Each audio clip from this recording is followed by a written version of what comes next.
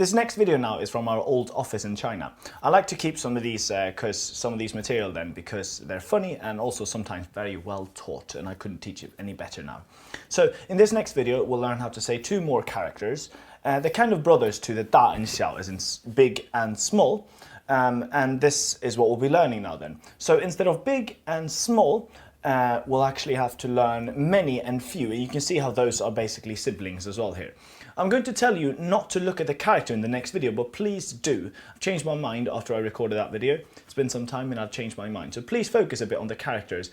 This character means many, as the one we can see here, means many, and has two things that look like a moon. We'll break that character down, or we'll see those two moons a lot later on as well.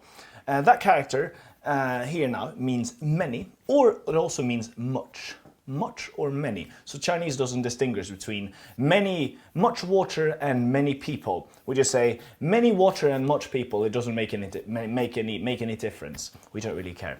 So the next one is shao, and that is the complete opposite then. And we can see it's very similar to xiao, as in small. It looks very, very similar. Xiao means small, and then we just add a little thing there in the bottom, and then we get shao, which sounds very similar and looks very similar. So instead of meaning little, it means few, or less actually. So let me now and Anne mostly explain this word to you again now, and a few examples as well. Wonderful.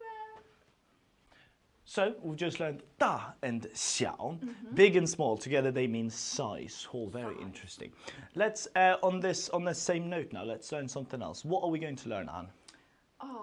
Many and much. How do you pronounce it? 多 What? 多 mean no. Oh. 多 Oh, this little door from Domino, it sounds the same. Wonderful. Thank you. This Chinese person is my Chinese little megaphone. When I say something, she just amplifies the sound. 谢谢 Anne. Thank you very much. You're welcome. Oh, thank you. You look lovely in this little hat, by the way. So, 多, like you said, it meant many or much. What's interesting here is that Chinese doesn't distinguish between countable and non-countable. So what we do here is we can say da means big, and then many or much, how do you pronounce it again? 多, just like this little thing here. So it's very similar with both meaning and sound, I would say. We'll look at the character a lot later, so don't worry about the character too much now.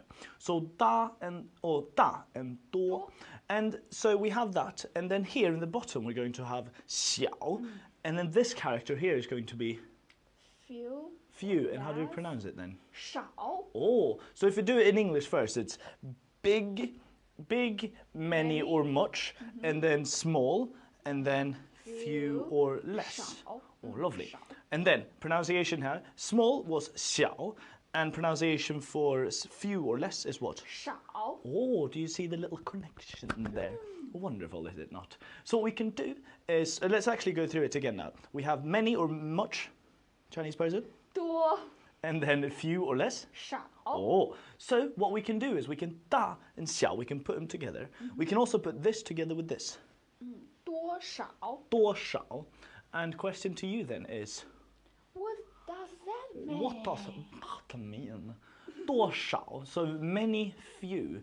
Da xiao comes to size. You're like asking what the size is. Duo shao. 多少 Many or few?